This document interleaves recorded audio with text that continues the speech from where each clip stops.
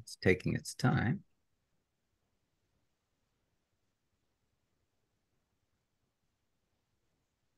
Not up yet.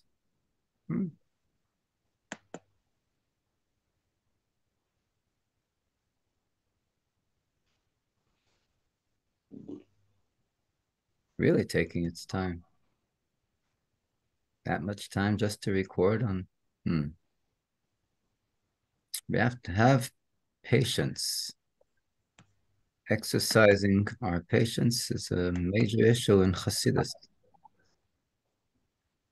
And that's a preparation for Elul.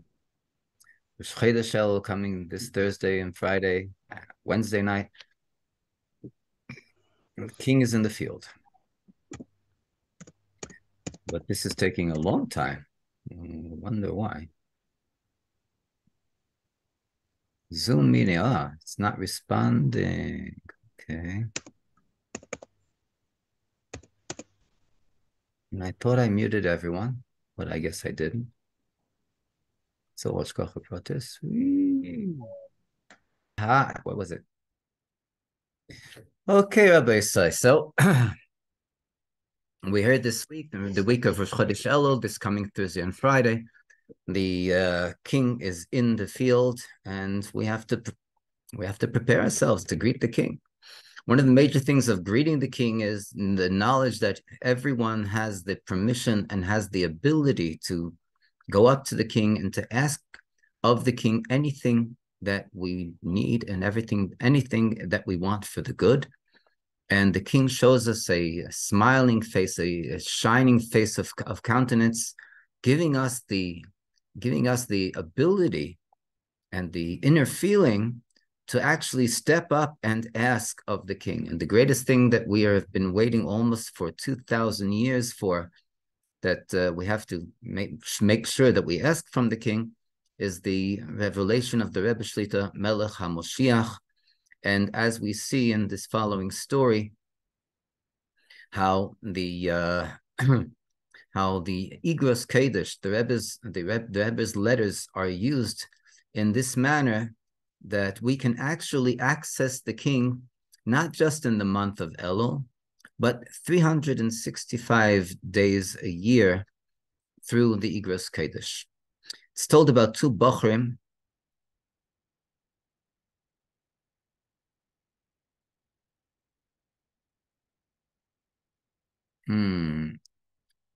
Yeah, you're here, David, but I just everyone's mute. You can turn on the video if you want. Two Bachrim, one is in his early teens, and one is in his early 20s. One is a Bachar that was by the Rebbe for Tishrei, for the month of the holidays, going back to Eretz Yisrael, and the other, a Bachar that was sitting and learning by the Rebbe in 770, and was also on his way to return to go to Eretz Yisrael for a visit for a family happening. These two Bachrim met in the airport in Kennedy at Kennedy Airport, and one starts talking to the other, and they find out that they're on the same flight to Israel, going through Italy, going through Rome, and this is where the story begins.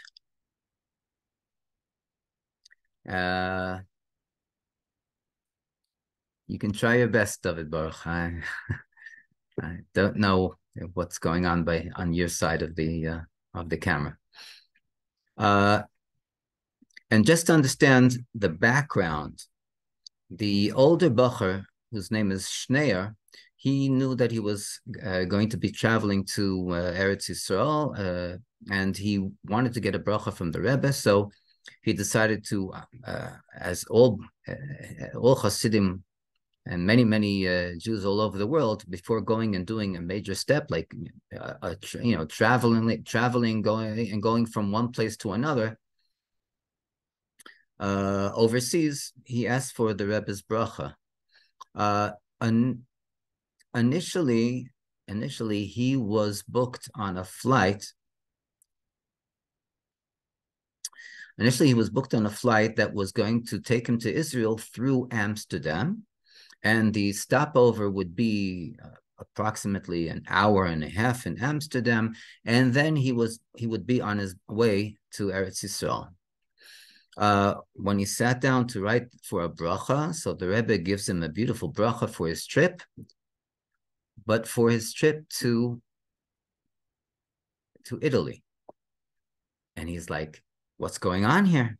And the Rebbe says that he should have great success in his trip to Italy, and he should see to it to take with him material, pamphlets in order to go into do hafotzas hayadus, to spread Judaism, to spread Hasidism, to spread Hasidus all over, and the Rebbe gives him a really beautiful bracha for his trip.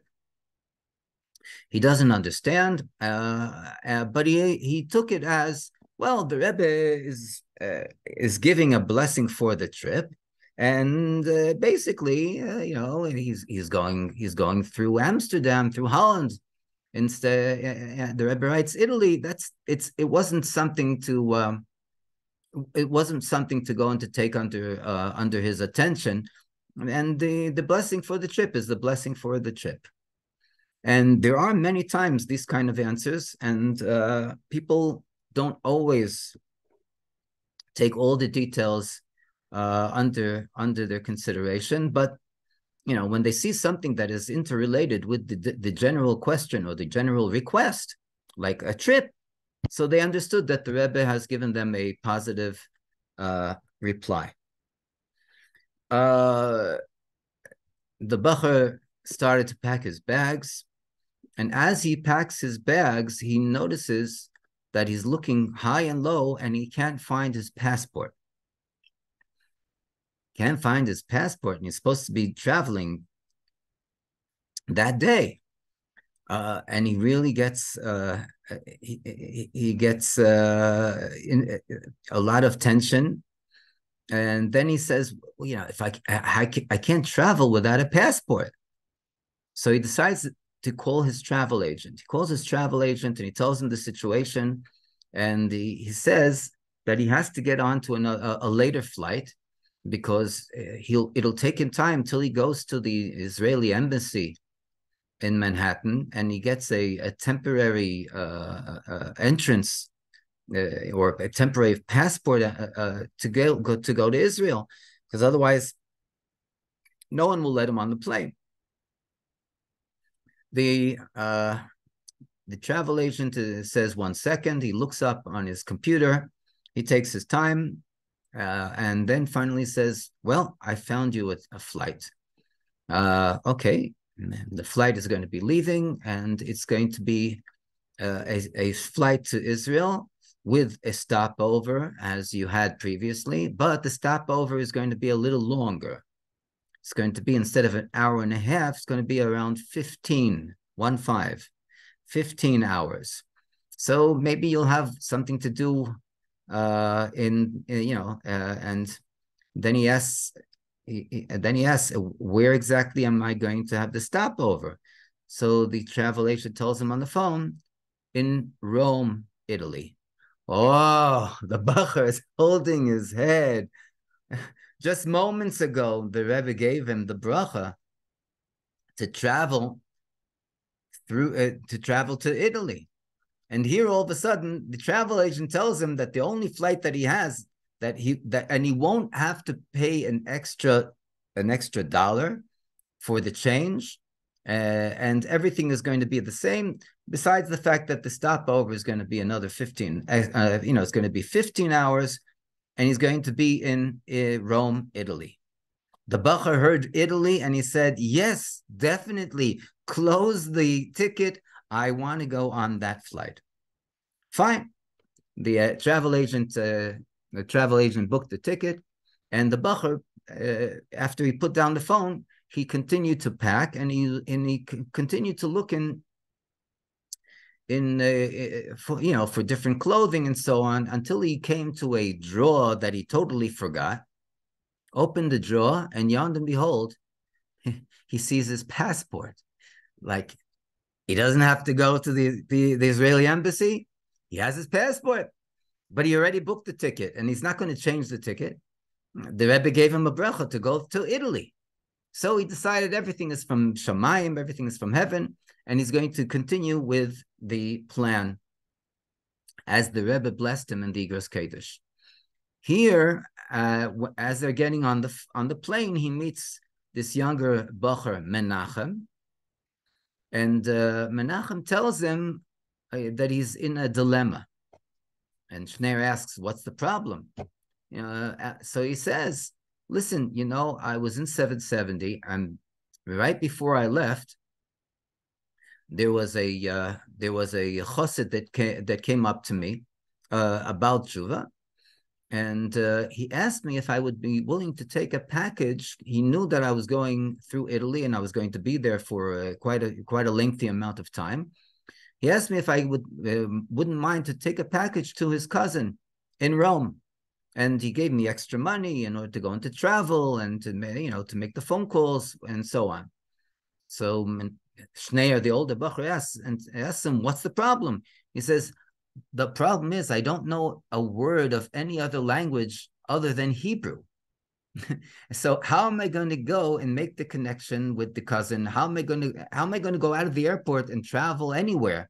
I don't know any other language than Hebrew, and I don't know how I'm going to get along. So Schneer smiled, and he says, that's not a problem. I'm fluent in English, and I'm willing to go with you on this shlichus. And Schneer, and the older Bacher, Schneer, he sees everything, all the pieces of the puzzle are falling into place. The Rebbe told him that he has a shlichus in Italy, and he has to go and he has to spread Judaism in Italy. And here he has this opportunity to do a mitzvah of Avos Yisrael. So he said, I'm in, and he's going to go with this Bacher to the cousin. They land in Rome, and they get on the phone, and the cousin speaks with them over the phone, and he was very excited. The fact that the Bacher came specially on their way to Israel to bring them a package from his cousin. He makes up with them to meet them in the center of the city at one of the kosher pizzerias that, Baruch Hashem, exist in Rome. And that's where they got into a taxi and they traveled to the pizzeria. They sat down, they met the cousin, and at the beginning, the conversation was going very nice and very pleasant. Until it came a point where the Bachurim saw that the cousin is not observant yet. He's not an observant Jew of Torah and mitzvahs yet. So one of the Bachurim offered if the cousin would like to put on tefillin, which is a very common thing for Lubavitchers all over the world to go and to offer, to suggest if people would like to, the opportunity to put on tefillin. All of a sudden, this cousin flares up in a flame, and he starts looking at them and saying, I knew that you guys aren't different from all the rest. I knew that you were here only to go into to brainwash me and to and to tell me all about all about the Jewish ceremonies. If you really cared about me, so you would sit down and you would explain a little about Judaism and not just push all these ceremonies on me like you're doing. All of a sudden, the older Bacher, Schneer, says, well, wait a second.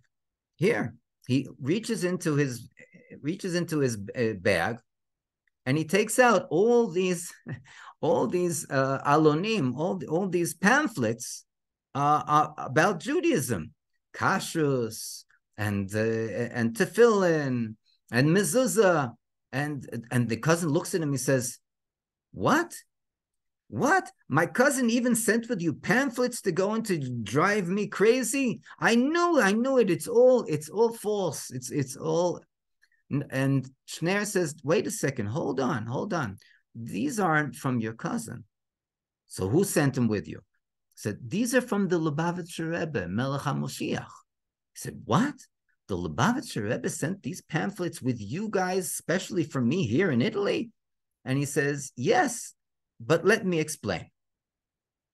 And then Schneier goes and he explains to the cousin, before we go on, so the cousin starts explaining why he flared up and why he got angry. And he has an unbelievable story. And he tells the following story. He says that his mother, when she was a younger woman, she went and she was traveling in Europe, and she arrived in Italy, and she came to know one of the local Italian men, and she got very close to this person, and she fell pregnant, and the person the child that she was pregnant with was the cousin that's speaking to them now. When the family in Israel, in Jerusalem, heard about the whole thing, so they got very upset and concerned, and then they decided that they're going to get their daughter back, their pregnant daughter, back to Israel. So one way or another, they organized a mission impossible, and they got the pregnant daughter, back to Israel.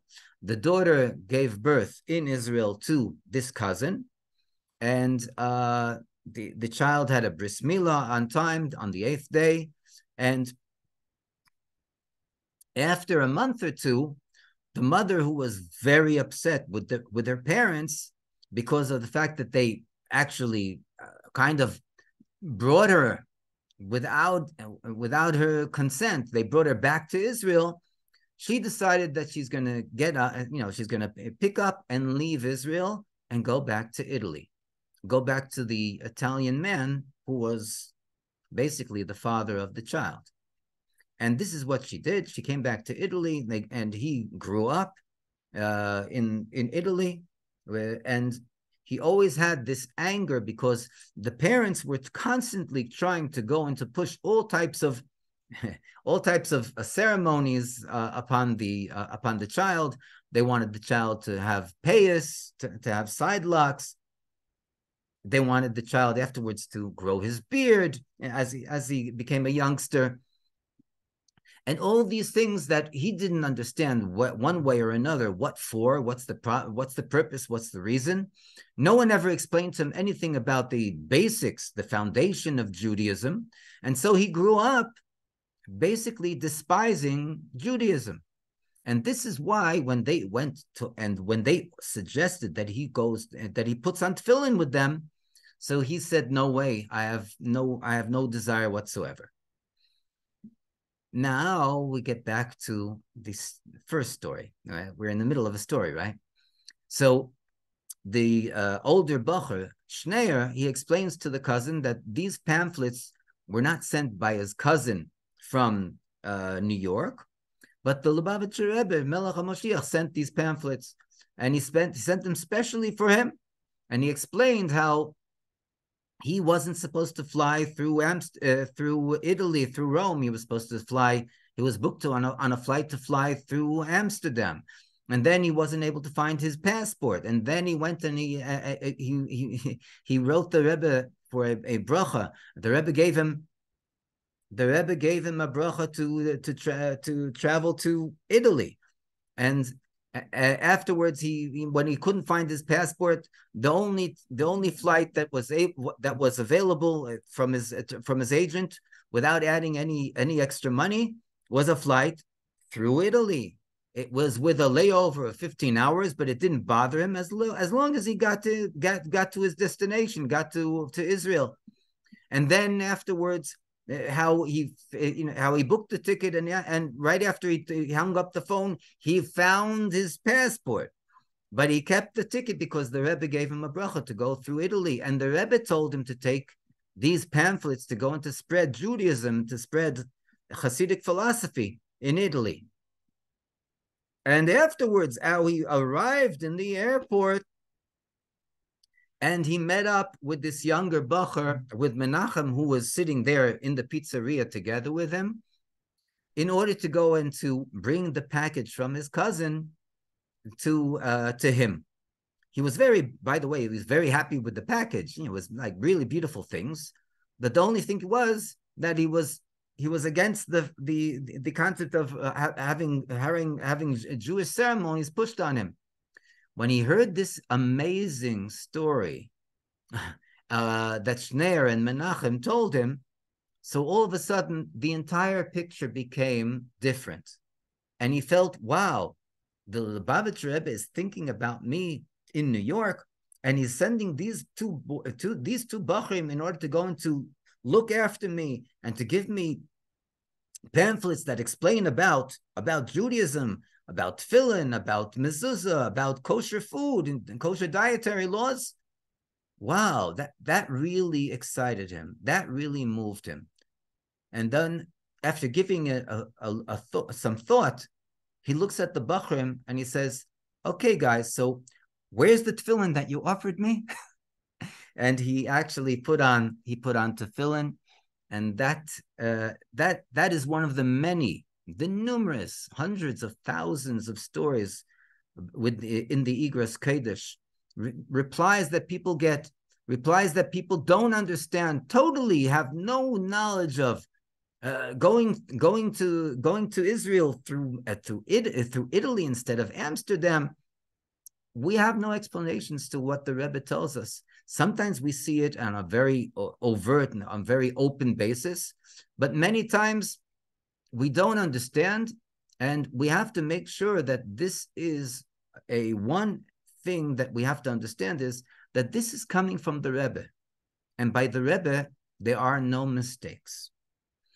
The Rebbe doesn't make mistakes. So when we're talking about understanding a letter, we have to really try to go and to get into the depth of the matter, and not just to say, well, and there are many people that will go and will make that comparison and say, well, it was a blessing for the trip. It's a blessing for the trip. It makes no difference if it's Amsterdam or Italy. But if we really look deep into what the Rebbe is saying, and this is the king in the field, like we said before, that we have the permission and we have the ability to go up and to ask from the king anything and everything that we need and we want for the good. So basically, this is where we receive the reply of the king. And the main thing that we're asking from the king, as we mentioned earlier, that we're asking for a blessing for a ksiva v'chasima teva l'shana teva m'suka, that we should be written and inscribed for a good and sweet year. But beyond this, it should be, the good and sweet year should be teichef u'miyad mamish, immediately now, with the revelation of the Rebbe Shlita Melech Ha'Moshiach, and it should be with the geula shlema v'amitis, with the true and the complete redemption in the third and the eternal Beis Hamikdash. And the main thing, it should be teichef u'miyad mamish, immediately now. Yechi Adonenu Morenu v'Rabbeinu HaMelech HaMoshiach le'olam voed.